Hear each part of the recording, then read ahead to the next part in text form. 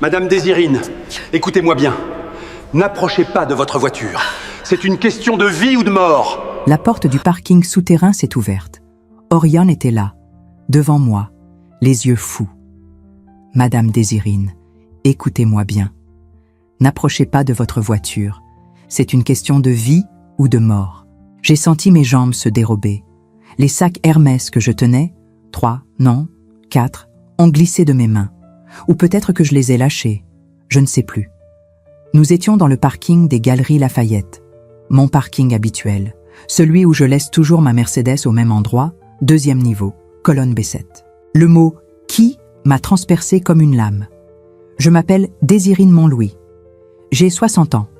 Et cet après-midi-là, devant les Galeries Lafayette, j'ai compris qu'on peut aider quelqu'un pendant 2 ans et que cette personne peut vous sauver la vie en 30 secondes.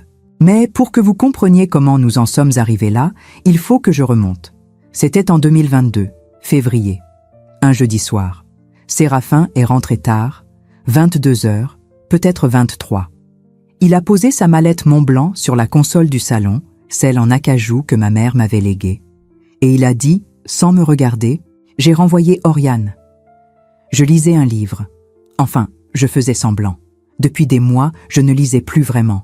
Je tournais juste les pages. Pardon ? Oriane, le chauffeur, je l'ai licencié ce matin. J'ai refermé mon livre. Pourquoi ? Il a haussé les épaules, comme si on parlait de changer de fournisseur de café. Il me déplaisait. Il me déplaisait. 3 mots. 12 ans de service. Oriane avait conduit Séraphin tous les matins depuis 2010. Tous les matins à 7h15 précise, devant notre immeuble du 7e. Pluie, neige, canicule. Séraphin, il a une famille.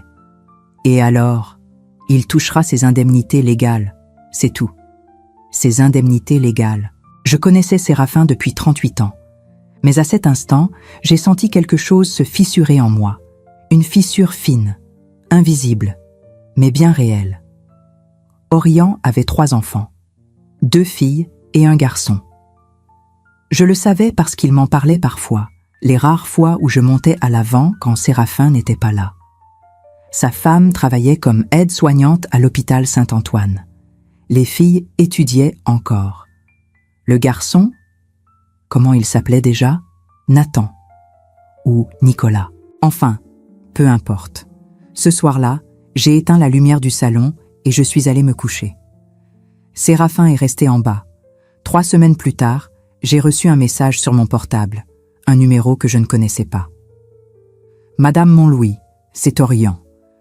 Je suis désolée de vous déranger. Est-ce que vous pourriez m'appeler quand vous aurez un moment ? J'ai regardé le message pendant, je ne sais pas, 10 minutes, 15. Puis j'ai appelé. Madame Désirine. Sa voix était cassée.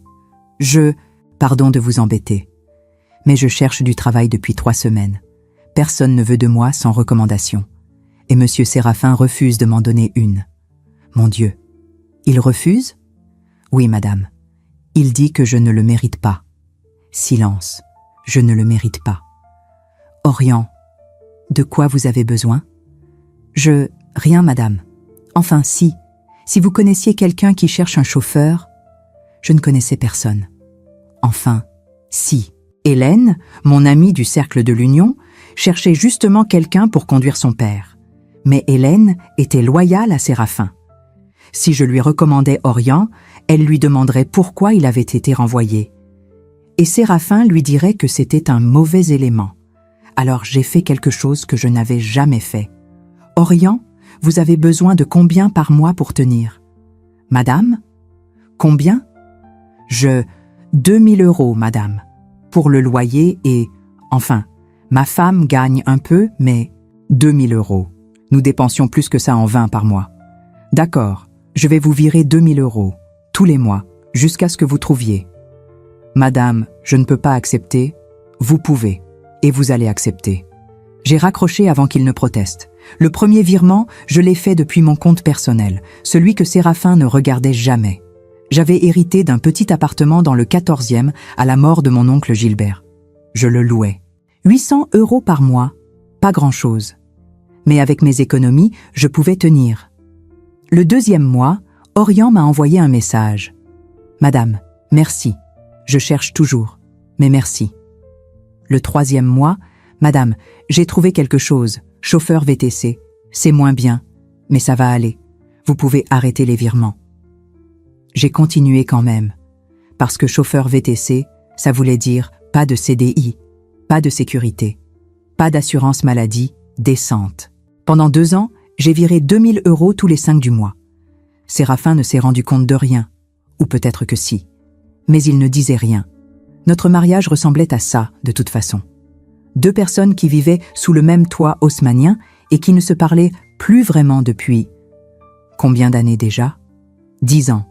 Non, 12. Et puis, il y a eu cet après-midi, janvier 2025, un mercredi. J'étais aux Galeries Lafayette pour acheter un cadeau à ma nièce Constance, 20 ans. Elle venait d'être acceptée à Sciences Po. J'avais pensé à un foulard Hermès. Classique mais élégant. J'ai acheté le foulard. Et puis un autre pour moi. Et puis une pochette. Et puis... Bref. Quand je suis arrivée au parking, il était 17h30. Ou 18h. Il faisait déjà nuit. J'ai pris l'ascenseur jusqu'au 2e niveau. Les portes se sont ouvertes. Et Orion était là, devant moi, les yeux fous. « Madame Désirine, écoutez-moi bien. N'approchez pas de votre voiture. C'est une question de vie ou de mort. » Je me suis figée. Complètement figée. Les sacs Hermès sont tombés par terre. J'entendais le bruit du papier qui froissait. Froissement lent, comme au ralenti. « Orion, qu'est-ce que vous faites ici ?» Il transpirait, en janvier, dans un parking à 15 degrés. « Madame, je vous suis depuis ce matin. » Mon sang s'est glacé. « Vous me suivez ?»« Non, pas vous, lui. » Il a fait un geste vers ma Mercedes, la classe S noire que Séraphin m'avait offerte pour mes 55 ans. Enfin, offerte. Il l'avait achetée et mise à mon nom pour des raisons fiscales qu'il ne m'avait jamais expliquées.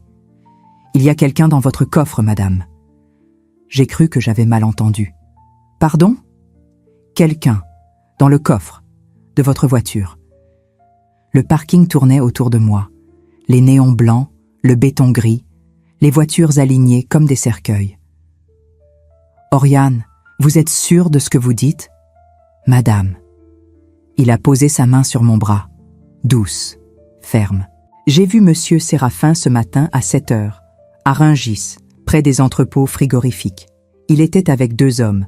Ils ont mis quelque chose dans le coffre de votre Mercedes, quelque chose d'enveloppé dans une bâche, quelque chose qui bougeait. Quelque chose qui bougeait. J'ai pensé que j'allais vomir. Pourquoi vous étiez à Rungis ? Question stupide. Mais c'est tout ce que mon cerveau a réussi à produire. Je fais VTC de nuit maintenant, madame. J'ai déposé un client près de là. Et j'ai reconnu monsieur Séraphin. Sa démarche. Son manteau Burberry beige. Alors je me suis garée. J'ai attendu. Et j'ai vu. Il tremblait. J'ai vu, madame. Et après, il est monté dans un autre véhicule. Une Audi grise. Pas la vôtre. Il a laissé votre Mercedes là-bas, moteur éteint, dans le noir. Alors j'ai attendu encore. 1 heure, peut-être 2. Et puis quelqu'un est venu la chercher. Un type jeune. 25 ans, 30 maximum. Il l'a conduite jusqu'ici, aux Galeries Lafayette. Il l'a garée, et il est parti en taxi. J'écoutais sans comprendre. Et vous avez fait quoi ? Je vous ai appelé ? Vous m'avez appelé ? Oui, madame. 3 fois. Mais vous ne répondiez pas. Mon portable. Je l'avais mis en silencieux pour essayer le foulard tranquillement. Seigneur. Alors je suis restée ici, madame. J'ai attendu que vous sortiez, parce que je savais que vous veniez souvent ici, le mercredi après-midi. Vous me l'aviez dit une fois. Il y a longtemps. Il y a longtemps. Quand il était encore notre chauffeur. Quand on parlait encore de choses insignifiantes comme les courses et les after-midi shopping. « Qu'est-ce qu'on fait ?» j'ai demandé. Ma voix était blanche, creuse. « On appelle la police, madame. »« La police ?»« Oui. » J'ai regardé ma Mercedes. 2e niveau, colonne B7. Exactement où je la garais toujours. Noire, brillante, impeccable. « Et s'il n'y a rien ?» Orion m'a regardé dans les yeux. « Il y a quelque chose, madame. » J'ai vu. Nous sommes restés là. Debout, sans bouger. Combien de temps? Je ne sais pas. 30 secondes. 1 minute. Le temps s'était arrêté. Et puis j'ai entendu un bruit sourd, qui venait de ma voiture. Boum. Puis encore. Boum. Boum. Quelqu'un tapait de l'intérieur du coffre. J'ai reculé d'un pas, 2, 3. Oriane m'a retenu par le bras. « Restez calme, madame, je vais appeler. » Il a sorti son portable, un vieux Samsung tout rayé. Pas un iPhone dernier cri comme ceux que nous utilisions, Séraphin et moi. Il a composé le 17. « Allô? Oui? Police? Parking des galeries Lafayette Haussmann, niveau -2, colonne B7. Il y a quelqu'un enfermé dans un coffre de voiture. Mercedes classe S noire, immatriculation. » Il a regardé vers la voiture. EJ 247 NR. Oui, non. Nous sommes à distance. Oui, on attend. Il a raccroché. Ils arrivent dans 5 minutes. 5 minutes. Boum, boum, boum. Les coups continuaient, désespérés, réguliers. Quelqu'un était là-dedans, vivant, terrifié. Et c'était ma voiture. Ma voiture à moi. Madame, asseyez-vous. Oriane m'a guidée vers un muret en béton près de l'ascenseur. Je me suis assise. Mes jambes ne me portaient de plus. Pourquoi Séraphin ferait ça? J'ai murmuré. Oriane n'a rien dit, parce qu'il n'y avait rien à dire.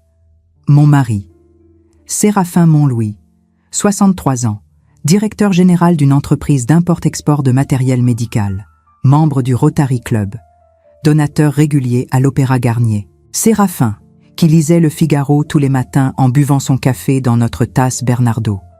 Séraphin, qui ne supportait pas qu'on parle fort à table. Séraphin, qui avait mis quelqu'un dans le coffre de ma voiture. Les sirènes sont arrivées 3 minutes plus tard. Ou 4. 2 voitures de police. Gyrophares bleus qui tournèrent dans le parking souterrain. Ça faisait des ombres étranges sur les murs. Un officier est sorti. Grand. 40 ans peut-être. Cheveux courts. Blouson marine. C'est vous qui avez appelé? Oriane a levé la main. Oui, commandant. Où est la voiture? Oriane a pointé du doigt. L'officier s'est approché. Lentement. Prudemment. Comme si la Mercedes allait exploser. Il a collé son oreille contre le coffre. Silence. Plus de coups. Il y a quelqu'un? Il a crié. Rien. Mon cœur battait tellement fort que j'entendais le sang dans mes oreilles. L'officier a fait signe à un collègue plus jeune. Apporte le pied de biche. Ils ont ouvert le coffre. Lentement, doucement, comme on ouvre un cercueil. Et j'ai vu une femme, jeune, 25 ans, peut-être 30, recroquevillée, les mains attachées dans le dos avec du ruban adhésif gris, la bouche scotchée, les yeux grands ouverts, terrifiée, vivante. Elle était vivante.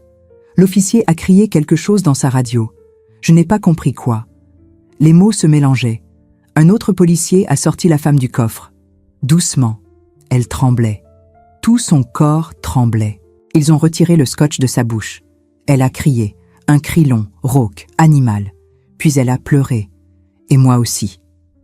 L'officier m'a fait asseoir dans sa voiture, la portière ouverte, le gyrophare éteint maintenant. « Madame, c'est votre véhicule ?» J'ai hoché la tête. « Vous étiez où ce matin ?»« Chez moi, dans le 7e. J'ai quitté l'appartement vers 15 heures pour venir ici. »« Et votre mari ?»« Votre mari. » Ces 2 mots ont résonné dans ma tête comme une cloche fêlée. Je ne sais pas. Il part tôt le matin, vers 7 heures, pour le bureau. Il travaille où? Montlouis Import-Export, rue de la Boétie. L'officier a noté quelque chose sur un petit carnet noir. Et vous n'avez rien remarqué d'inhabituel ce matin? Inhabituel. J'ai pensé aux 3 dernières années. Aux nuits où Séraphin rentrait à minuit. Au week-end où il partait soi-disant pour des conférences à Lyon. À Marseille, à Bordeaux. Au parfum que je ne reconnaissais pas sur ses chemises Charvet. Non, j'ai menti. Rien. Ils ont emmené la femme dans une ambulance. Couverture de survie argentée sur les épaules, yeux vides. Elle n'arrêtait pas de trembler. Un autre policier est venu vers moi. « Madame Montlouis, nous allons devoir saisir votre véhicule pour analyse. » Analyse, ma Mercedes, celle que je conduisais depuis 5 ans, celle où j'avais transporté mes courses, mes amis, Ma nièce Constance quand elle venait déjeuner. Cette voiture avait transporté une femme kidnappée. Bien sûr, j'ai dit. Ma voix ne m'appartenait plus. Oriane était restée en retrait, appuyée contre une colonne, les mains dans les poches de sa veste North Face. Quand les policiers se sont éloignés pour parler entre eux, je me suis approchée de lui. « Oriane, madame. »« Merci. » Il a baissé les yeux. « C'est normal, madame. » Normal. Rien n'était normal. Cet homme que mon mari avait jeté dehors sans recommandation. Cet homme à qui j'avais viré 2000 € par mois en cachette pendant 2 ans. Cet homme venait de me sauver de quoi, exactement? D'être accusé, d'être complice. Oriane, pourquoi vous avez fait ça? Pourquoi vous m'avez suivi toute la journée? Il a relevé la tête. Ses yeux étaient rouges. Parce que vous m'avez aidé, madame. Quand personne d'autre ne l'a fait. Même pas ma propre famille. Mon frère m'a tourné le dos. Ma belle-sœur aussi. Il disait que j'étais un raté. Mais vous n'avez rien demandé. Vous avez juste donné. J'ai senti mes yeux me piquer. Je devais bien ça. Non, madame, vous ne deviez rien. L'officier est revenu. Madame Montlouis, nous allons avoir besoin de vous au commissariat pour votre déposition. Maintenant? Oui, madame. J'ai regardé mes sacs Hermès. Toujours par terre, le papier froissé, le foulard qui dépassait. Tout ça me paraissait tellement ridicule. D'accord. Ils m'ont fait monter dans la voiture de police. Oriane est monté aussi, sans qu'on lui demande, comme s'il était mon garde du corps. Mon ange gardien en veste North Face élimé. Le commissariat du 9e arrondissement sentait le café froid et le désinfectant. Néon blanc partout. Murs gris sales. Rien à voir avec les beaux immeubles haussmanniens à 2 rues de là. On m'a fait asseoir dans une salle d'interrogatoire. Table en formica. 2 chaises. Une caméra dans le coin. Un autre officier est entré. Une femme, cette fois. 45 ans environ. Cheveux courts bruns, regard fatigué mais gentil. Madame Montlouis, je suis la capitaine Brissard. Je vais prendre votre déposition. Elle a sorti un enregistreur. Vous permettez? Oui? Clic. Madame, racontez-moi votre journée. Ma journée. Je me suis levée à 8 heures. J'ai pris mon petit déjeuner seul. Séraphin était déjà parti. J'ai bu mon thé, Earl Grey, comme tous les matins, en lisant Le Monde sur mon iPad. Ensuite, je suis allée à mon cours de pilates au Trocadéro. 10h30, avec Hélène et Sylvie, mes amies du cercle. On a déjeuné ensemble après, au Café de l'Homme, salade niçoise pour moi. Hélène a pris le saumon. Sylvie, le risotto. On a parlé de tout et de rien. Du nouveau spectacle à l'opéra, du mariage de la fille de Sylvie en juin. Personne n'a parlé de Marie qui kidnappe des femmes. Et ensuite, la capitaine Brissard a demandé. Ensuite, je suis rentrée chez moi. Vers 14 heures, j'ai regardé un peu la télévision, une série, puis je suis repartie vers 15 heures pour les Galeries Lafayette. Votre mari était là quand vous êtes rentrée à 14 heures? Non. Il rentre à quelle heure d'habitude? Ça dépend, 19 heures, 20 heures, parfois plus tard. Et ce matin, vous l'avez vu partir? J'ai réfléchi. Non, je ne l'avais pas vu. Quand je m'étais levée à 8 heures, il était déjà parti.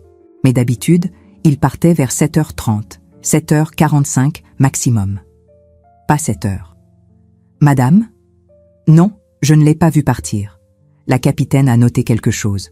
Vous savez où il est en ce moment? Au bureau, j'imagine, rue de la Boétie.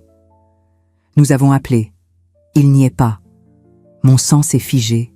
Comment ça, il n'y est pas? Son assistante dit qu'il n'est pas venu aujourd'hui, qu'il a annulé tous ses rendez-vous ce matin. J'ai essayé de respirer normalement. Il a peut-être eu un imprévu. Peut-être. La capitaine m'a regardé droit dans les yeux. Madame Montlouis, est-ce que votre mari a des ennemis? Des ennemis.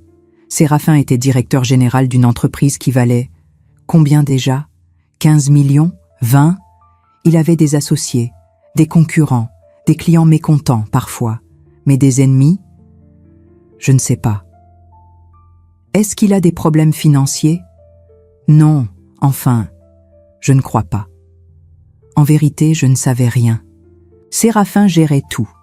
Les comptes, les investissements, les propriétés. Moi, j'avais mon petit appartement du 14e que je louais, et mon compte personnel avec mes 800 € par mois de loyer, plus quelques économies. Mais le reste, l'appartement du 7e, les actions, les placements, je ne savais rien. Madame, est-ce que votre mari a déjà eu des comportements violents? Violents. J'ai pensé à toutes ces années, 38 ans de mariage. Séraphin ne m'avait jamais frappé, jamais levé la main sur moi, mais il m'avait ignoré, humilié, rabaissé, avec des mots, des silences, des portes qui claquent. Non, j'ai dit, jamais violent. La capitaine Brissard m'a laissé partir vers 20h ou 21h. Il faisait nuit noire dehors. Madame Montlouis, nous allons contacter votre mari. Si vous avez de ses nouvelles, appelez-nous immédiatement. Elle m'a tendu sa carte. Capitaine Élise Brissard. Numéro de portable écrit à la main au dos. Bien sûr, Oriane m'attendait dans le hall du commissariat, assis sur une chaise en plastique orange. Il s'est levé quand il m'a vu. « Madame, je peux vous raccompagner ?» J'ai regardé autour de moi, les néons, les affiches de prévention sur les murs, un ivrogne qui dormait dans un coin. « Oui, merci. » Nous avons pris sa voiture. Une vieille Peugeot 308 grise. L'intérieur sentait le pin. Un de ces désodorisants bon marché qu'on accroche au rétroviseur. Rien à voir avec l'odeur de cuir de ma Mercedes. Enfin, mon ancienne Mercedes, celle qui transportait des femmes kidnappées. Nous avons roulé en silence pendant 10 minutes, peut-être 15. Les rues étaient-ils pleines, Parisiens qui rentrèrent du travail, touristes qui cherchèrent des restaurants. La vie continuait, normale, comme si rien ne s'était passé. « Madame, » Oriane a dit doucement, « vous voulez que je reste avec vous ce soir? Je peux dormir dans ma voiture devant votre immeuble, au cas où. Au cas où. Au cas où Séraphin revienne et soit dangereux? Au cas où la police revienne avec d'autres questions? Au cas où je m'effondre complètement? Non, Oriane, ça va aller. » Mensonge. Ça n'allait pas aller. Il m'a déposé devant mon immeuble du 7e, avenue de Ségur. Bel immeuble haussmannien, pierre de taille, balcon en fer forgé, porte cochère verte avec code. Notre appartement était au 3e étage, 220 mètres carrés. Parquet Versailles, hauteur sous plafond de 3,40 m, vue sur les Invalides. J'avais adoré cet appartement quand nous l'avions acheté. Il y a combien d'années? 25, 26. Maintenant, il me faisait peur. J'ai monté les escaliers lentement. L'ascenseur était en panne depuis 3 jours. Le syndic devait le faire réparer. Mais bien sûr, rien n'avait été fait. 3e étage, palier, notre porte, laque noire brillante, plaque en cuivre, Montlouis. J'ai sorti mes clés. Ma main tremblait. J'ai ouvert. L'appartement était plongé dans le noir. J'ai allumé. Tout était exactement comme je l'avais laissé ce matin. Les coussins du canapé bien alignés, les rideaux de soie ivoire fermés, la tasse à thé que j'avais oubliée sur la table basse, porcelaine de Limoges, décor bleu et or, la tasse. Je ne sais pas pourquoi, mais j'ai fixé cette tasse. Elle était là, seule, abandonnée, avec un fond de thé froid au fond. Je l'ai prise, je l'ai emmenée dans la cuisine, je l'ai lavée, lentement, avec du liquide vaisselle qui sentait le citron. Puis je l'ai posée sur l'égouttoir et je me suis effondrée. J'ai pleuré, longtemps, sur le carrelage de la cuisine, adossé au placard sous l'évier. Je ne sais pas combien de temps. 1 heure, peut-être 2. Quand j'ai réussi à me relever, il était 23 heures passées. J'ai essayé d'appeler Séraphin. 1 fois, 2 fois, 5 fois. Messagerie vocale à chaque fois. Vous êtes bien sur la messagerie de Séraphin Montlouis. Laissez un message après le signal sonore. Bip. Séraphin, c'est moi. Rappelle-moi, s'il te plaît. J'ai raccroché. Je suis allé dans notre chambre. Enfin, ma chambre. Parce que Séraphin dormait dans le bureau depuis 3 ans. Officiellement parce qu'il ronflait et que je ne dormais pas bien. Officieusement parce que nous ne supportions plus de partager le même lit. J'ai ouvert l'armoire. Ces costumes étaient tous là, rangés par couleur, gris, bleu marine, noir, tous sur mesure, tous impeccables. Ses chemises Charvet, ses cravates Hermès, ses chaussures John Lobb bien cirées, tout était là, comme s'il allait rentrer d'un moment à l'autre. Mais quelque chose me disait qu'il ne rentrerait pas. J'ai dormi 3 heures cette nuit-là, peut-être 4. Des cauchemars, la femme dans le coffre, ses yeux terrifiés, son cri rauque, et Séraphin, debout devant ma Mercedes à Rungis, avec 2 hommes que je ne connaissais pas, en train de mettre quelque chose dans le coffre, quelque chose qui bougeait. Je me suis réveillée en sursaut à 6 heures du matin. La chambre était encore sombre. Dehors, Paris commençait à peine à se réveiller. J'ai pris mon téléphone. Aucun message de Séraphin, mais un message d'Orient, envoyé à 5h30. « Madame, j'espère que vous allez bien. Si vous avez besoin de quoi que ce soit, n'hésitez pas. Je suis là. Orient. Je suis là. » 3 mots simples, mais ils m'ont fait pleurer à nouveau. À 8 heures, j'ai rappelé la capitaine Brissard. « Capitaine, c'est Désirine Montlouis. Vous avez des nouvelles ? » « Madame, nous avons lancé un avis de recherche pour votre mari. Son téléphone est éteint. Sa carte bancaire n'a pas été utilisée depuis hier matin. » Qu'est-ce que ça veut dire ? Ça veut dire qu'il ne veut pas être trouvé, ou qu'il ne peut pas utiliser ses moyens de paiement habituels, ou qu'il est mort, j'ai pensé. Mais je n'ai pas dit ça à voix haute. Et la femme, celle du coffre ?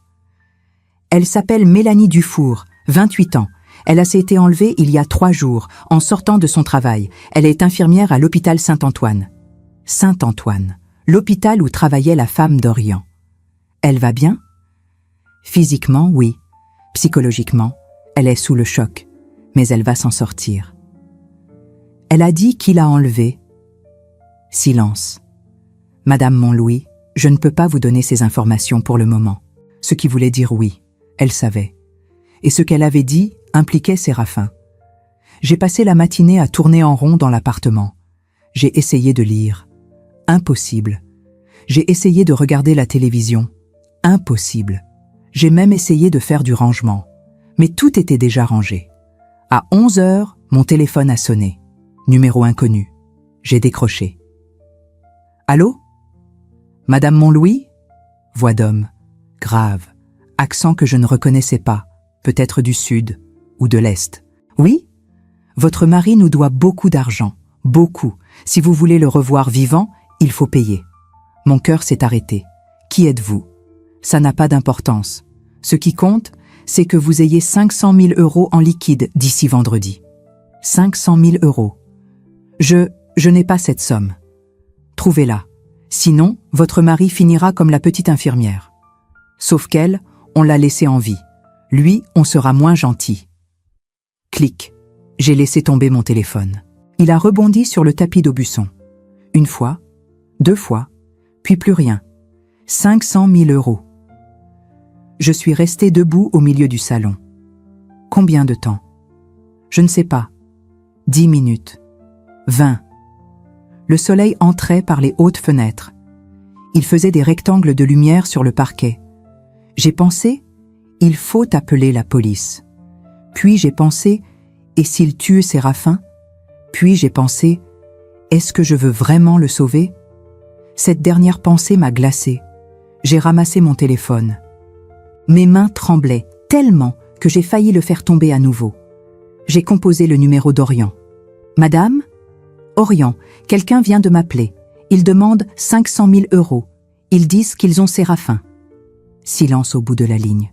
« Madame, vous avez prévenu la police ? » ?»« Non, pas encore. Je ne sais pas quoi faire. »« Il faut les prévenir, madame. »« Et s'ils le tuent ? » ?»« Madame ?» Il a hésité. « Est-ce que vous voulez qu'il revienne ?» La question m'a frappé comme une gifle. Est-ce que je voulais que Séraphin revienne ? Cet homme qui m'ignorait depuis des années, qui avait renvoyé Orient sans remords, qui avait peut-être kidnappé une jeune infirmière, qui avait peut-être fait pire encore. Je ne sais pas, j'ai murmuré. J'ai rappelé la capitaine Brissard. Elle est arrivée 1 heure plus tard, avec un collègue, un jeune type, 30 ans maximum, costume gris, bon marché, cravate mal nouée. Ils se sont assis dans mon salon, sur mon canapé Louis XVI que j'avais fait retapisser il y a 2 ans chez un artisan du Marais. 3 000 € le mètre carré de tissu. Ça me paraissait tellement futile maintenant. Madame Montlouis, racontez-nous exactement ce qui s'est passé. J'ai tout raconté. L'appel, la voix grave, l'accent, les 500 000 €, la menace. La capitaine prenait des notes. Ils ont dit quand ils rappelleraient ? Non, juste qu'il fallait avoir l'argent d'ici vendredi. On est mercredi, ça vous laisse 2 jours. 2 jours. Est-ce que vous avez cette somme, madame ? J'ai réfléchi. Mon compte personnel ? 20 000 € d'économie ? Peut-être 25 ? L'appartement du 14e ? Je pourrais le vendre, mais ça prendrait des mois, et il valait 300 000 maximum, pas 500 000. Non, j'ai dit. Pas en liquide. Et votre mari ? Il a des comptes bancaires que vous pouvez consulter ? Je ne sais pas. La capitaine m'a regardé bizarrement. Vous ne savez pas ? Mon mari gérait tout. Je n'ai jamais eu accès à ses comptes professionnels. Le jeune type, il s'appelait lieutenant Mercier, a sorti son ordinateur portable. Madame, nous allons avoir besoin d'accéder aux documents financiers de votre mari. Relevés bancaires, contrats, investissements, vous savez où il les garde ? Dans son bureau, je suppose. On peut y aller ? J'ai hoché la tête. Nous sommes allés dans le bureau de Séraphin, pièce qu'il avait fait aménager il y a 5 ans. Boiseries en chêne foncé, bureau ancien en acajou massif, fauteuil en cuir, Chesterfield Bordeaux, bibliothèque remplie de livres sur l'économie et le droit international. C'était son sanctuaire. Je n'y entrais presque jamais. Le lieutenant Mercier a ouvert les tiroirs du bureau. Classeurs, dossiers, factures. Il a sorti un dossier épais. Compte Société Générale, écrit au marqueur noir. Il l'a feuilleté. Puis il a levé les yeux vers moi. « Madame, votre mari a plusieurs comptes. Le compte principal de l'entreprise, un compte personnel et 3 comptes offshore. » Offshore.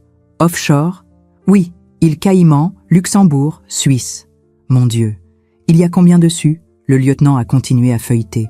D'après ses relevés, environ 7 millions d'euros, sur les 3 comptes combinés. 7 millions. J'ai dû m'asseoir. « Madame, ça va ?» La voix de la capitaine Brissard me parvenait de loin, comme à travers de l'eau. « Oui, enfin, non, je ne savais pas. » « Vous ne saviez pas que votre mari avait 7 millions ? » ?»« Non. » »« Mensonge. Je savais que nous étions riches. Mais 7 millions sur des comptes cachés ? » ?»« Non, je ne savais pas. »« Madame, il va falloir qu'on creuse, parce que personne ne cache 7 millions sans raison. » Sans raison. Blanchiment d'argent, j'ai pensé. Trafic, corruption, mon mari, Séraphin Montlouis, membre du Rotary Club. Ils sont restés encore 2 heures, à fouiller, à photographier des documents, à poser des questions auxquelles je ne savais pas répondre. Votre mari voyageait souvent ? Oui, pour l'entreprise. Où ? Un peu partout. Lyon, Marseille, Bruxelles, parfois l'Allemagne. Et en dehors de l'Europe ? J'ai réfléchi. Il allait parfois en Afrique, Sénégal, Côte d'Ivoire, pour des contrats de matériel médical. Le lieutenant et la capitaine ont échangé un regard. « Quoi ?» j'ai demandé. « Madame, nous avons des raisons de croire que votre mari n'importait pas que du matériel médical. » Mon sang s'est glacé. « Qu'est-ce que vous voulez dire ?»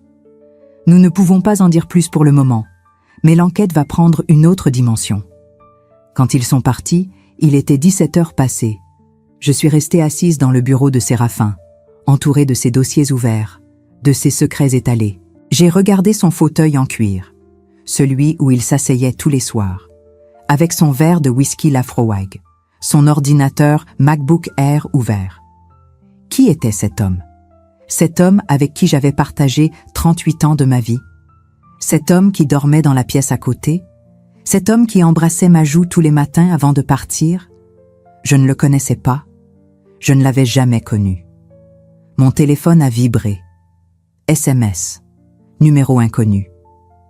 On rappelle demain soir, 20 heures. Soyez prête. J'ai fixé le message. Les lettres se brouillaient devant mes yeux. Puis, j'ai regardé la tasse de Limoges que j'avais emportée ici ce matin. Je l'avais posée sur le bureau de Séraphin sans y penser. Elle était là, bleue et or, innocente. Je l'ai prise dans ma main. Elle était froide, comme tout dans cet appartement, comme tout dans ma vie. Le soir, Orion m'a appelé. « Madame, vous avez mangé ?»« Non. »« Je peux vous apporter quelque chose ?»« Non, Oriane. Merci, j'ai besoin d'être seule. »« Vous êtes sûre ?»« Oui. » J'ai raccroché, puis j'ai pleuré. Encore, sur cette tasse de Limoges que je serrais comme si ma vie en dépendait. J'ai passé toute la nuit éveillée, à regarder le plafond de ma chambre, les moulures que je connaissais par cœur, le lustre en cristal que nous avions acheté chez un antiquaire de la rue de Seine. 22 ans qu'il était là, ou 23. Dehors, Paris dormait. Enfin, pas vraiment. On entend toujours des bruits, des voitures, des sirènes au loin, des gens qui rentrent tard. À 4 heures du matin, je me suis levée. J'ai enfilé ma robe de chambre, cachemire gris-perle, cadeau de Noël il y a 3 ans de la part de ma nièce Constance. Je suis allée dans la cuisine. J'ai fait du thé, Earl Grey, comme toujours, et j'ai pris la tasse de Limoges, celle que j'avais lavée hier, celle que j'avais emportée dans le bureau, celle que j'avais serrée en pleurant. Je l'ai remplie de thé fumant. Je me suis assise à la table de la cuisine, seule. À 7 heures, Hélène m'a appelée. « Désirine, tu vas bien ? J'ai essayé de te joindre hier soir. » Hélène, mon amie depuis 15 ans. On s'était rencontrés au Cercle de l'Union. Elle était mariée à un avocat d'affaires, 2 enfants, appartement dans le 16e, vie parfaite en apparence, comme moi. Oui, ça va. Tu es sûre ? Ta voix est bizarre. Hélène, est-ce que je peux te poser une question ? Bien sûr.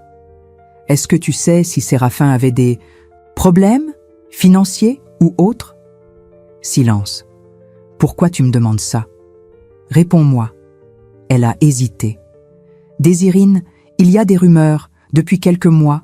Des gens disent que l'entreprise de Séraphin est sous enquête, que les douanes ont saisi des containers à Marseille. Mais ce ne sont que des rumeurs. Je ne sais pas si c'est vrai. Des containers saisis. Pourquoi tu ne me l'as pas dit ? Parce que je pensais que tu savais. Je pensais que... Enfin, c'est ton mari. Mon mari. J'ai raccroché. Puis j'ai appelé Sylvie, mon autre amie du cercle. Sylvie, c'est Désirine. Tu es au courant pour Séraphin ? Au courant de quoi ? Des containers, de l'enquête. Nouveau silence. Désirine, tu ne sais vraiment rien ? Non. Mon Dieu. Écoute, viens chez moi. Maintenant. On doit parler. J'ai pris un taxi. Je ne pouvais pas conduire. Mes mains tremblaient trop. Sylvie habitait avenue Foch. Appartement immense, vue sur le bois de Boulogne. 2 étages, ascenseur privé. Elle m'a ouvert la porte. Cheveux attachés, pas de maquillage, tenue de sport Nike. Elle revenait de son jogging matinal. Entre. Nous nous sommes assises dans son salon. Canapé blanc, tapis persan, tableau moderne au mur. Elle m'a servi un café. Désirine, je vais être directe. Tout le monde parle de Séraphin. Depuis septembre, octobre. Il y a eu une descente de la police financière dans ses bureaux, rue de la Boétie. Ça a fait le tour du cercle. Quand ? En novembre. Novembre. Il y a 2 mois. Et je ne savais rien. Qu'est-ce qu'il cherchait ? On dit qu'il importait autre chose que du matériel médical, des médicaments contrefaits, de l'ivoire, peut-être même des armes. Des armes. Mon mari trafiquait des armes. Je suis rentrée chez moi vers midi. L'appartement était toujours vide, silencieux, mort. J'ai erré de pièce en pièce. Le salon, la salle à manger que nous n'utilisions plus depuis des années, la chambre d'amis où personne ne venait jamais, et le bureau de Séraphin. Je suis restée sur le seuil. Hier, la police avait tout fouillé. Les tiroirs étaient encore ouverts, les dossiers empilés n'importe comment. Au milieu de tout ça, la tasse de Limoges. Toujours là, abandonnée sur le bureau. Je l'ai prise. Je ne sais pas pourquoi. C'était stupide. Mais cette tasse, elle était devenue quelque chose. Un symbole. De quoi ? Je ne savais pas. De ma vie peut-être. Jolie en apparence. Fragile. ébréché quelque part, mais on ne voyait rien si on ne regardait pas de près. À 14 heures, mon téléphone a sonné. La capitaine Brissard. « Madame Montlouis, nous avons du nouveau. »« Quoi ?» ?»« Nous avons identifié les 2 hommes qui étaient avec votre mari à Rungis, grâce aux caméras de surveillance. Ce sont des membres d'un réseau de trafic international, très violent, basé à Marseille. » Marseille, bien sûr. Et Séraphin ? Nous pensons qu'ils travaillaient avec eux, depuis au moins 2 ans. Peut-être plus, mais quelque chose a mal tourné. L'infirmière, Mélanie Dufour, elle n'était pas une victime au hasard. Qu'est-ce que vous voulez dire ? Son frère travaillait pour votre mari. Il a volé de l'argent au réseau. Beaucoup d'argent. Ils ont enlevé sa sœur pour faire pression sur lui. Et le frère ? On l'a retrouvé hier, mort, dans la Seine, avec une balle dans la tête. Mon Dieu ! Madame, je dois vous le dire clairement, votre mari est en grand danger. S'il ne paie pas ce qu'il doit, ils vont le tuer. Et vous êtes peut-être en danger aussi. Moi. Pourquoi moi ? Parce que vous êtes sa femme, parce que vous avez accès à son argent, enfin, en théorie, et parce que ces gens-là ne font pas dans la dentelle. J'ai raccroché. Mes mains tremblaient tellement que j'ai failli laisser tomber le téléphone. Je suis allée dans la cuisine. J'ai rempli la tasse de Limoges d'eau froide. J'ai bu. L'eau avait un goût métallique, ou peut-être que c'était ma bouche. Le goût de la peur. Le soir est arrivé, 20 heures approchaient, l'appel, celui des ravisseurs. J'étais assise dans le salon, la tasse posée sur mes genoux. Vide maintenant. Mon téléphone était sur la table basse. Face à moi. 19h58, 19h59, 20h. Le téléphone a sonné. J'ai décroché. Allô ? Madame Montlouis ? Vous avez l'argent ? Même voix grave, même accent. Non, pas encore. Il me faut plus de temps. Plus de temps ? Rire, un rire froid, métallique. On vous a donné 2 jours, c'est vendredi demain. Je sais, mais les banques, toujours les banques. Votre mari aussi nous sortait ce genre de conneries. Nous sortait, imparfait, comme s'il était déjà mort. S'il vous plaît, j'ai besoin de quelques jours de plus. Je peux vendre mon appartement. J'ai un bien dans le 14e, ça vaut 300 000. Et je peux emprunter le reste à 300 000 ? Il a ri encore. Vous vous foutez de ma gueule ? Votre mari nous doit 700 000 maintenant. Les intérêts continuent. Chaque jour qui passe, ça monte. 700 000. Ils avaient augmenté. Écoutez, madame, vous semblez être une femme bien, une dame de la haute. Alors, je vais être gentil. Je vous donne jusqu'à dimanche. Dimanche 20h. Pas 1 minute de plus. Sinon, on balance votre mari au fond du canal Saint-Martin. Comme on a fait avec l'autre con. L'autre con. Le frère de Mélanie. Clic. J'ai lâché le téléphone. Il est tombé sur le tapis, à côté de la tasse de Limoges qui avait glissé de mes genoux. La tasse n'a pas cassé, bien sûr que non. Porcelaine de qualité. Solide, comme moi soi-disant. Sauf que moi, j'étais en train de me fissurer. J'ai appelé Orient. Madame ? Orient, ils ont rappelé. Ils veulent 700 000 maintenant, d'ici dimanche. Mon Dieu ! Je ne sais pas quoi faire. Je ne peux pas réunir cette somme, même en vendant tout ce que j'ai. Silence. Madame, est-ce que vous voulez le sauver ? Encore cette question. Je ne sais pas, Orient. Je ne sais plus rien. Alors, laissez tomber. Quoi ? Laissez tomber. Ne payez pas. Laissez-les faire ce qu'ils veulent. Ces mots m'ont glacé. Oriane, c'est mon mari. Votre mari qui vous ignorait. Votre mari qui trafiquait Dieu sait quoi. Votre mari qui a fait enlever une jeune femme innocente. Votre mari qui vous a menti pendant des années. Chaque mot était une lame. Parce qu'il avait raison. Madame, vous m'avez sauvé la vie il y a 2 ans. Vous m'avez donné 2 000 € par mois sans rien demander en retour. Sans juger, sans condition. Maintenant, c'est à mon tour. Je vais vous aider. Comment ? Je ne sais pas encore, mais je vais trouver. Il a raccroché. Je suis restée là, avec mon téléphone dans une main, la tasse de Limoges dans l'autre. Cette tasse qui ne voulait pas se casser. cette tasse qui me ressemblait trop. Le lendemain matin, vendredi, quelqu'un a sonné à la porte. 8 heures. J'étais encore en robe de chambre, cheveux détachés, visage ravagé par le manque de sommeil. J'ai ouvert.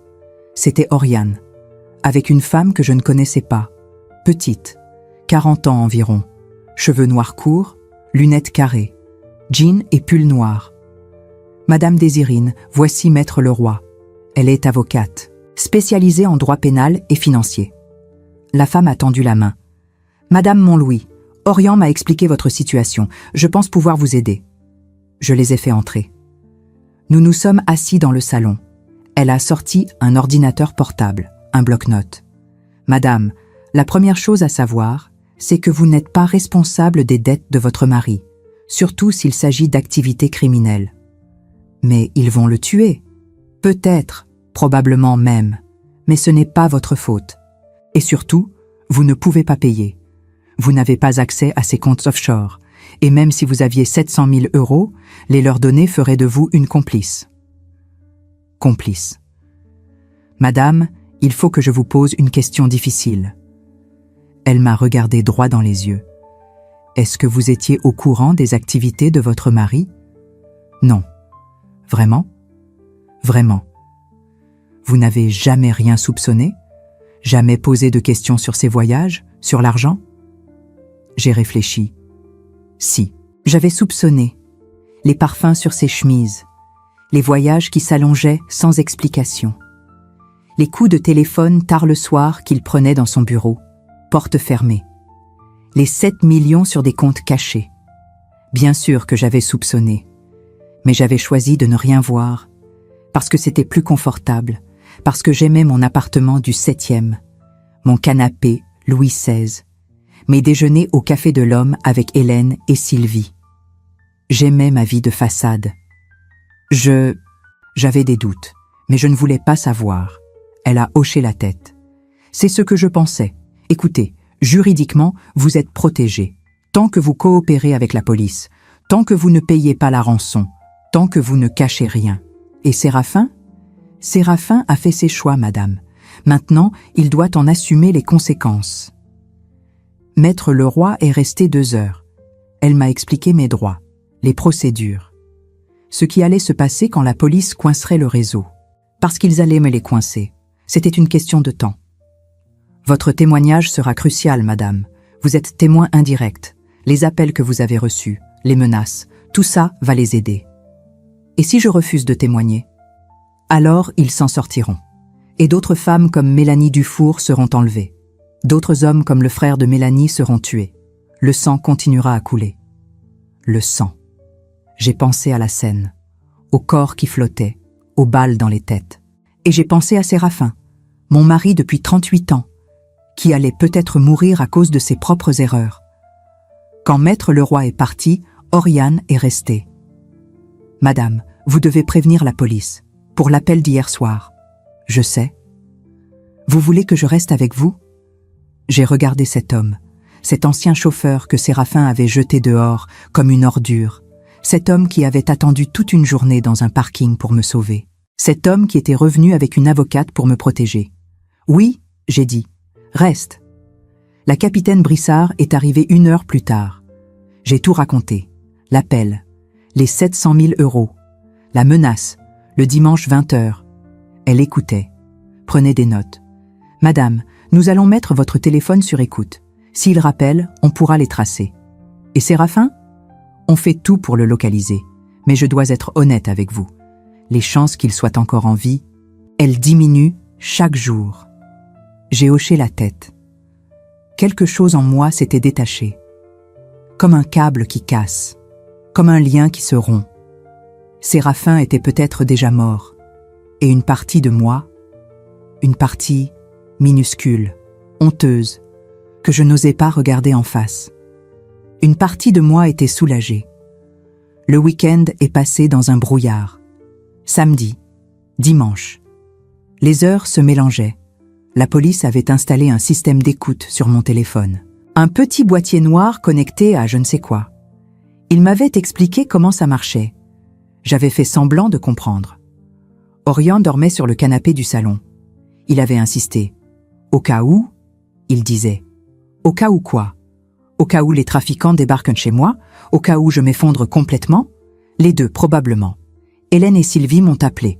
Plusieurs fois, je n'ai pas décroché. Qu'est-ce que je leur aurais dit? Mon mari trafiquait des armes et maintenant, il va être tué par la mafia marseillaise? Non merci. Dimanche soir, 19h30. J'étais assise dans le salon, Oriane en face de moi. La capitaine Brissard et le lieutenant Mercier étaient dans la cuisine, avec leur matériel d'enregistrement. Mon téléphone était sur la table basse, à côté de la tasse de Limoges que j'avais encore oubliée là. Cette maudite tasse. Elle me suivait partout maintenant, comme un fantôme. Un rappel de quelque chose que je n'arrivais pas à nommer. 19h45, 19h50. Personne ne parlait. On attendait. 20h. Le téléphone a sonné. La capitaine a fait un signe de la main. Décrochez. Faites durer la conversation le plus longtemps possible. J'ai pris une grande inspiration. J'ai décroché. Allô? Madame Montlouis, vous avez notre argent? Oui, enfin, une partie. J'ai pu réunir 400 000. Mensonge. J'avais 0 €, mais c'est ce que la capitaine m'avait dit de répondre. 400 000, on a dit 700 000. Je sais, mais c'est tout ce que j'ai pu. Où est le reste? Il me faut encore quelques jours, 1 semaine maximum. Je vais vendre mon appartement du 14e et... 1 semaine? Il a craché. Vous nous prenez pour des cons? Non, je vous jure, je fais tout ce que je peux. Mais les notaires, les banques, tout ça prend du temps. Silence. Long. Je regardais la capitaine. Elle faisait des signes. Continue. Fais-le parler. Écoutez, j'ai dit, je veux récupérer mon mari. Je vais payer. Mais il faut me laisser un peu de temps. Votre mari. Nouveau rire. Vous voulez savoir quelque chose, madame? Votre mari est une merde, une vraie ordure. Il nous a arnaqués. Il a fait semblant d'être un grand businessman, mais en fait c'était juste un petit escroc. Et maintenant, il pleure comme un gosse. Il supplie. Il dit qu'il a une femme, des amis, une réputation à sauver. Il pleure. Séraphin pleurait. Je l'avais vu pleurer 3 fois en 38 ans. À la mort de son père, à la mort de sa mère. Et le jour où son associé l'avait trahi, il y a 15 ans. 3 fois en 38 ans. S'il vous plaît, j'ai murmuré. Ne lui faites pas de mal. Trop tard pour ça, madame. Clic. La ligne a coupé. J'ai regardé la capitaine. Vous avez pu les localiser? Elle a secoué la tête. Non, appel trop court. Et ils utilisent des téléphones jetables. On perd la trace à chaque fois. Le lieutenant Mercier tapait sur son ordinateur. Par contre, on a l'accent. C'est marseillais. Ça confirme notre théorie. Et la voix, on va essayer de la faire analyser. Peut-être qu'on a quelque chose dans nos fichiers. Peut-être. Oriane m'a apporté un verre d'eau. Tenez, madame. J'ai bu. Mes mains tremblaient. L'eau débordait. Madame, vous avez été courageuse. Courageuse. Je ne me sentais pas courageuse. Je me sentais vide, creuse, comme cette tasse de Limoges qui traînait sur ma table. Belle en apparence, mais vide à l'intérieur. La capitaine est venue s'asseoir à côté de moi. Madame Montlouis, je dois vous dire quelque chose. Quoi? Nous avons retrouvé la planque. Enfin, une des planques. À Marseille, dans le quartier des Aïgalades. Nous y sommes allés ce matin avec le GIGN. Mon cœur s'est arrêté. Et il y avait des traces de présence récente, des cordes, du sang, mais personne sur place. Ils ont déménagé votre mari. Du sang. Beaucoup de sang? Assez pour qu'on sache qu'il est blessé, mais pas assez pour qu'il soit mort. Pas encore, elle voulait dire. Cette nuit-là, je n'ai pas dormi du tout. J'ai erré dans l'appartement, de pièce en pièce, le salon, la salle à manger, la chambre, le bureau de Séraphin. Partout, il y avait des traces de lui, ses livres, ses costumes, son odeur de parfum, terre d'Hermès qui s'attardait dans les tissus. 38 ans de vie commune. Et je réalisais que je ne connaissais rien de cet homme. Rien de ses secrets, de ses mensonges, de ses crimes. J'étais passée à côté, volontairement, parce que c'était plus facile, À 5 heures du matin, je suis allée dans la cuisine. J'ai fait du thé. Encore. J'ai pris la tasse de Limoges, celle qui me suivait partout maintenant comme une malédiction. Je l'ai remplie. Je me suis assise et j'ai regardé par la fenêtre. Paris se réveillait. Le ciel devenait gris-rose. Les premières voitures passaient dans l'avenue de Ségur. La vie continuait, même si la mienne s'effondrait. Lundi matin, 7 heures, mon téléphone a sonné. Numéro inconnu. Encore, j'ai décroché sans réfléchir. La capitaine m'avait dit de toujours décrocher. « Allô? Madame Montlouis ?» Voix de femme, jeune, tremblante. « Oui? C'est Mélanie. Mélanie Dufour, l'infirmière. Celle du coffre. » Mon sang s'est glacé. « Mélanie? Pardon de vous déranger. La police m'a donné votre numéro. Enfin, non, c'est moi qui leur ai demandé. Je voulais vous parler. Pourquoi? Parce que je sais quelque chose. Quelque chose que je n'ai pas dit aux policiers. Mon cœur battait si fort que j'entendais le sang dans mes oreilles. Quoi? Votre mari, quand ils m'ont enlevé, il était là, dans l'entrepôt. Je l'ai vu. Vous êtes sûr? Oui, j'en suis sûr. Il parlait avec les hommes qui m'ont kidnappé. Il leur disait que mon frère allait payer, qu'il fallait juste me garder quelques jours, que tout allait s'arranger. Quelques jours. Séraphin avait ordonné son enlèvement. Séraphin avait participé. Ce n'était pas juste ses affaires qui avaient mal tourné. C'était lui, directement. « Madame ?» La voix de Mélanie était si faible. « Je suis désolée, je sais que c'est horrible, mais je devais vous le dire. »« Merci », j'ai murmuré. J'ai raccroché, puis je me suis effondrée. Sur le carrelage de la cuisine, à côté de la tasse de Limoges qui s'était renversée, le thé coulait sur le sol, lentement, comme du sang. Oriane m'a relevée, doucement, comme on relève un enfant qui est tombé.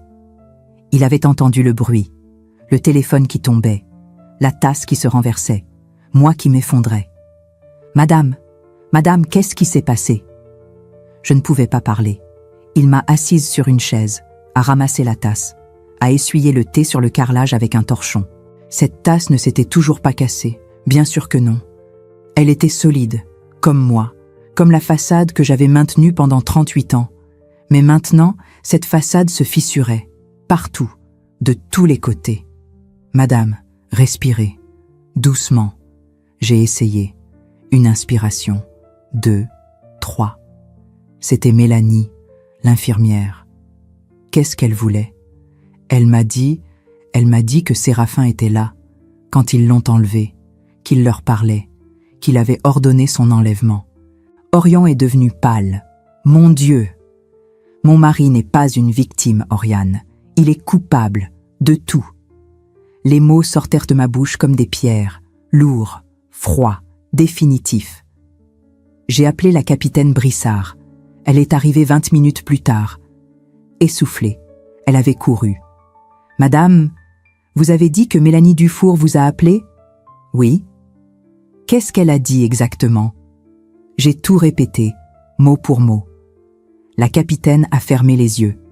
Merde, c'était la première fois que je l'entendais jurer. « Ça change quoi ?» j'ai demandé. « Ça change tout, madame. Si votre mari a commandité cet enlèvement, on ne parle plus de complicité passive. On parle de séquestration, d'association de malfaiteurs. C'est 15 ans minimum, peut-être 20 ans. Séraphin avait 63 ans. Il sortirait à 83 ans. S'il sortait vivant de cette histoire.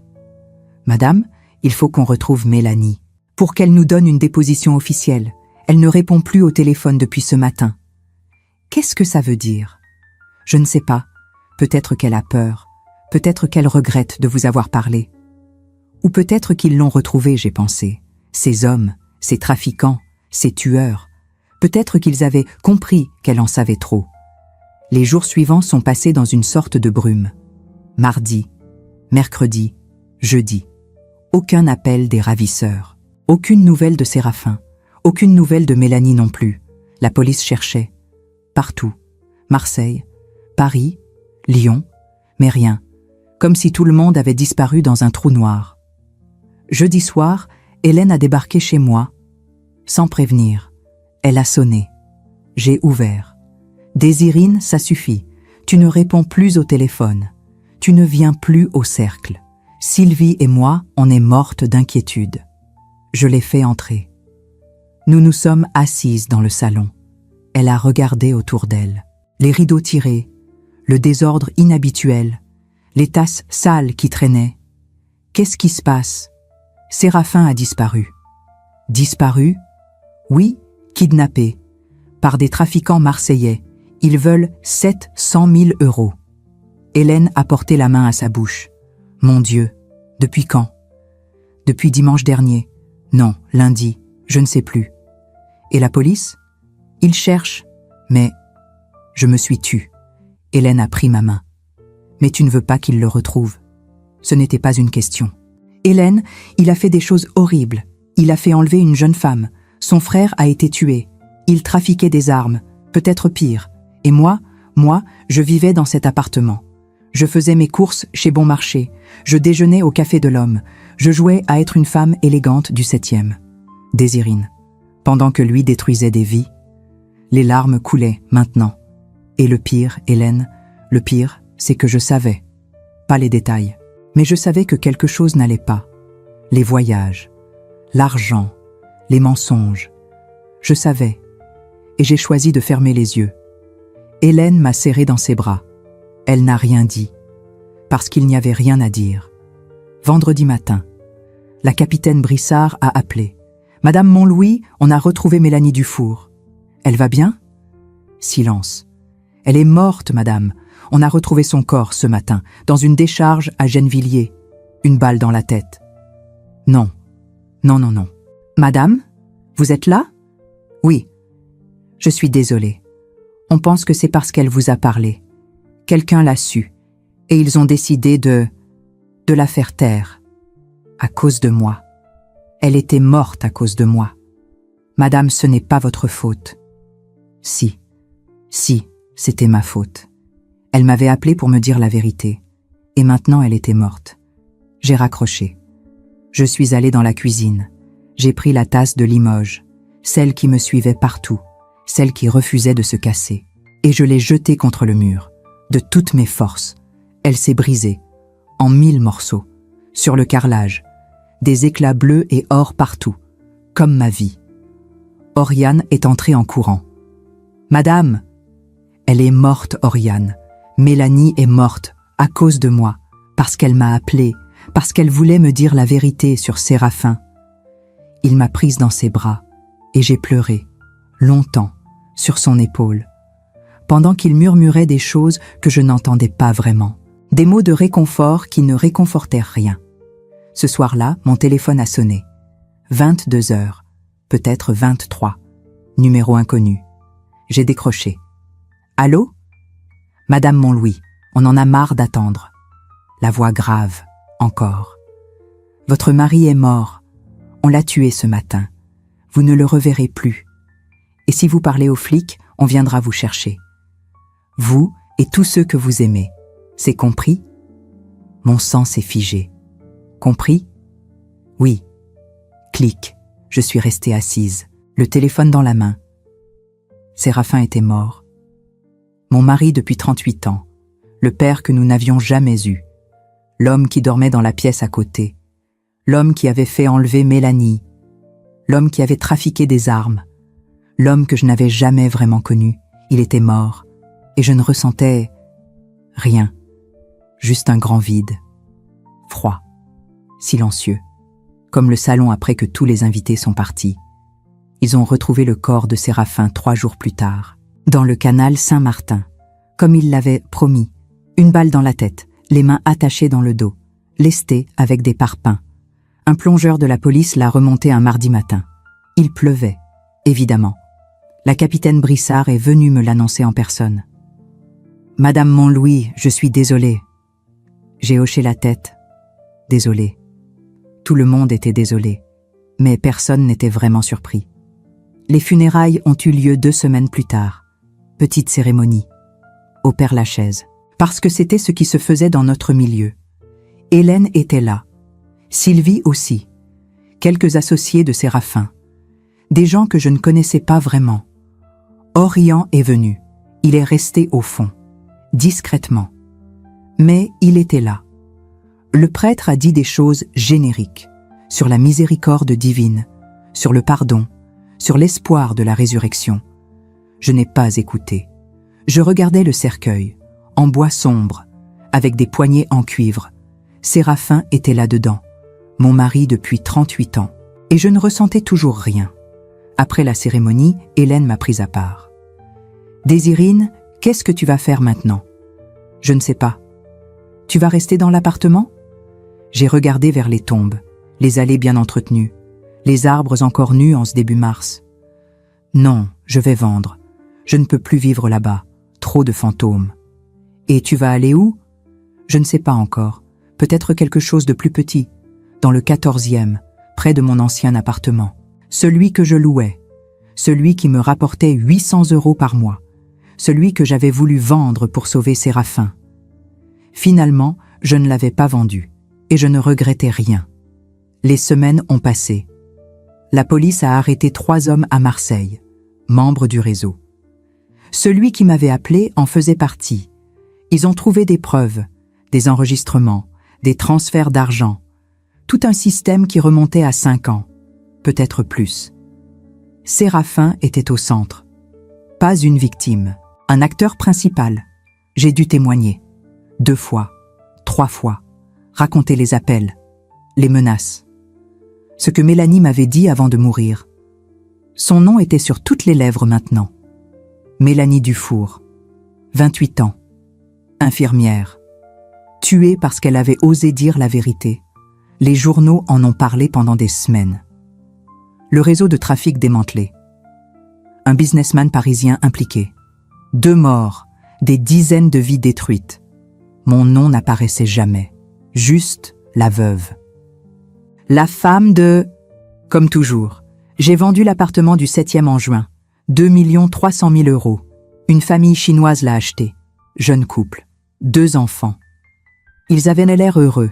J'espérais qu'ils le seraient de plus que moi. J'ai acheté un 3 pièces dans le 14e. Rue Daguerre.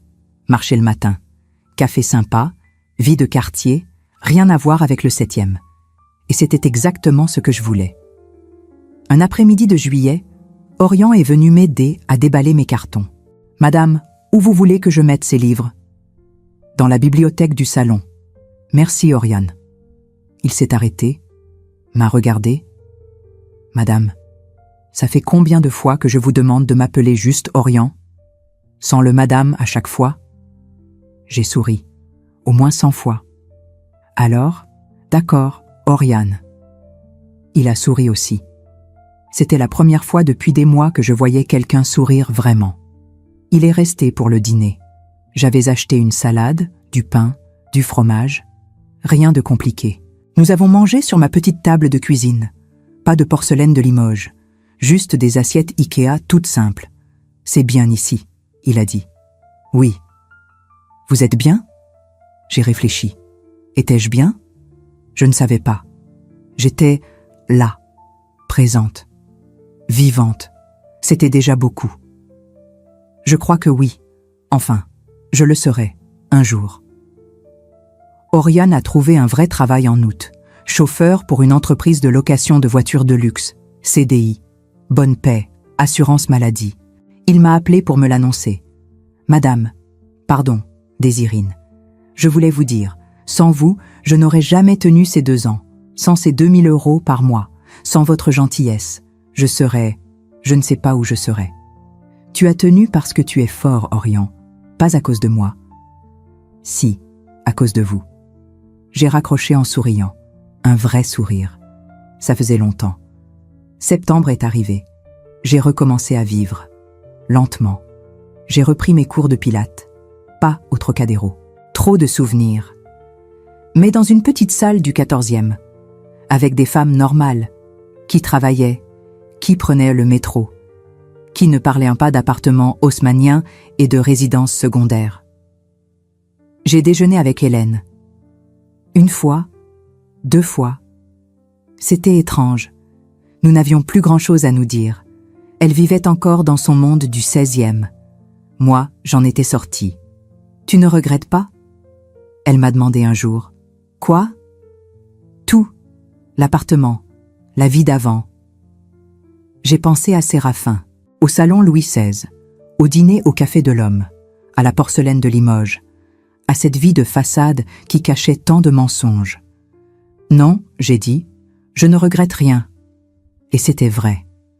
En octobre, j'ai reçu une lettre, de la prison de Fresnes, un des hommes arrêtés, celui qui m'avait appelé, celui qui m'avait menacé. Il s'appelait Karim Belkadi, 42 ans, 10 ans de prison ferme. Sa lettre était courte. « Madame, je sais que vous ne me pardonnerez jamais. Je ne vous demande pas de le faire. Mais je voulais que vous sachiez quelque chose. Votre mari était un monstre, pire que nous. Il nous a utilisés. Il nous a manipulés. Et quand ça a mal tourné, il a voulu nous faire porter le chapeau. On l'a tué parce qu'il le méritait. Pas parce qu'il nous devait de l'argent, mais parce qu'il était dangereux. Mélanie, je suis désolée pour elle. Vraiment. C'était pas prévu. Mais elle en savait trop. Et votre mari avait dit qu'il fallait la faire taire. C'est lui qui a donné l'ordre, pas nous. Je sais que ça ne change rien. Mais je voulais que vous sachiez. Karim. J'ai relu cette lettre 10 fois, 20 fois, puis je l'ai brûlée, dans l'évier de ma cuisine, avec une allumette. Je l'ai regardée se consumer, les mots disparaître, l'encre fondre. Et j'ai pensé à Séraphin, à cet homme que je n'avais jamais vraiment connu, à cet homme qui avait ordonné la mort d'une jeune femme innocente, à cet homme qui m'avait menti pendant 38 ans. Est-ce que j'avais bien fait de ne pas payer la rançon ? Je ne sais toujours pas. Certains jours, je me dis que oui, qu'il méritait son sort. D'autres jours, je me dis que j'aurais dû essayer, que c'était mon mari, que j'avais promis jusqu'à ce que la mort nous sépare. Mais la plupart du temps, je ne pense à rien. Je vis, c'est tout. Novembre. Orient m'a invité à déjeuner, pour mon anniversaire, 61 ans. Nous sommes allés dans un petit bistrot de la rue Daguerre. Rien de chic, rien d'élégant, juste bon. « À quoi on trinque ?» il a demandé en levant son verre de vin rouge. J'ai réfléchi. À la vérité, même quand elle fait mal.